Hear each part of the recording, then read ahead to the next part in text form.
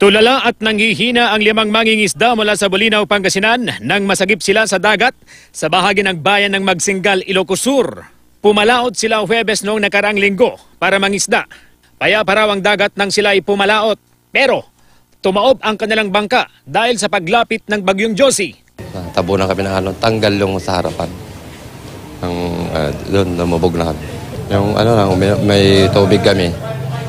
Tubig at saka yung kinakain namin asukal at saka yung gatas po.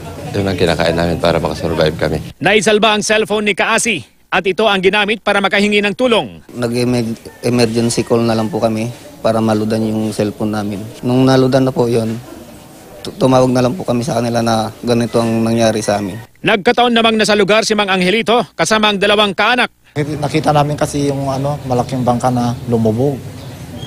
Meron naman silang flashlight.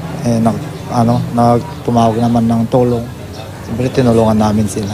Oo po ma'am. Kapag may makalaot ma'am kung ganitong panahon, bihira lang ma'am na makalaot sila kaya na-swerte sila sa itong mga naaalaw nila. Kasi ilan lang silang lumawat ma'am, natsambahan pa. Nagpunta agad sa Ilocos Sur si Aling Mercy nang mabalitaang nasagip na ang asawang si Menandro. Sobrang takot na namin kasi parang sila lang noon yung lumaot. Siyempre maligaya kami kasi nakabalik sila eh. Dinala sila ng otoridad sa ospital para sa medical check-up. CJ Torida, Nagbabalita, Pilipinas.